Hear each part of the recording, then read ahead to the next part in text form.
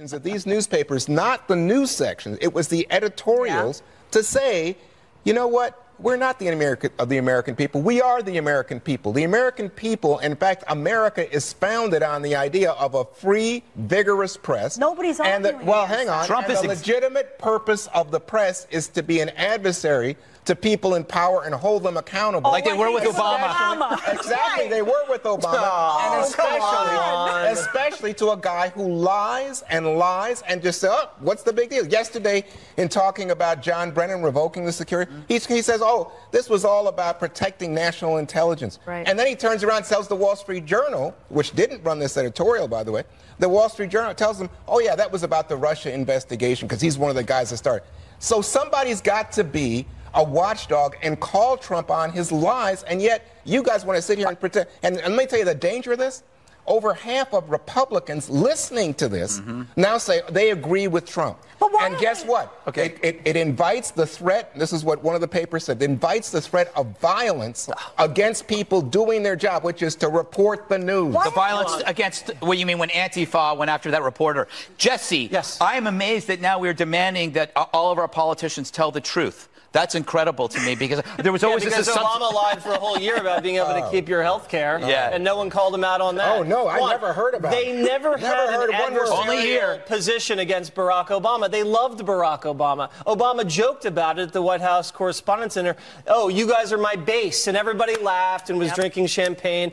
Stop pretending like they were tough on Obama. They weren't. They'd have a lot more credibility if every administration that came around, they were this adversarial, but they don't. And they're not. And that's the problem. Because Donald Trump has exposed them as dishonest Democrat Party hacks. Well, the media right now are extensions of the Democratic Party. They give him no credit for anything good he does and deny him all credit for anything he does.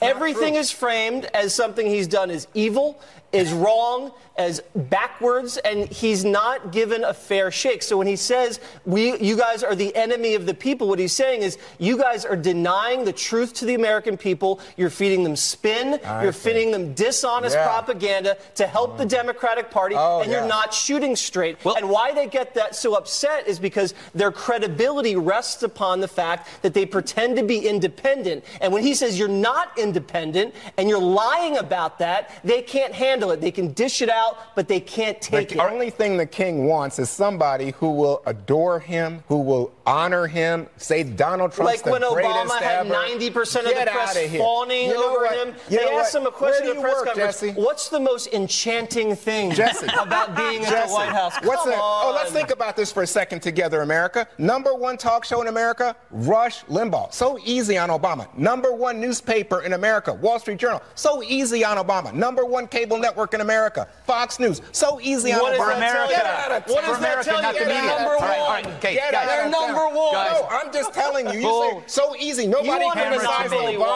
want a monopoly. Outrageous, and I'm can't stand criticism. That's can I just slow this thing down? Everybody, get to that happy place. Dana, I am convinced that when the 300 papers did this, it reached at least 300 editors. Because I swear no one would know about this if I hadn't.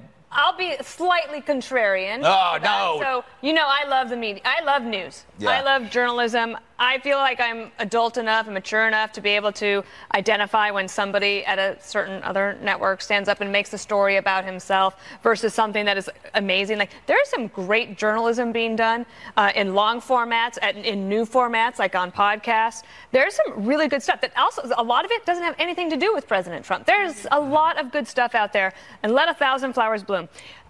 The First Amendment includes the freedom of the press for a reason. I believe in the Constitution. I think our founding fathers understood that, as we've all been saying, the adversarial relationship is going to be there, but it is the most important thing.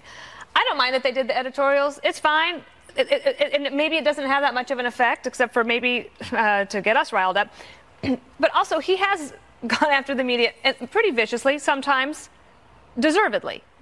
But he likes to call himself a counterpuncher. Well, other people can be counterpunchers too. And if they can counterpunch with an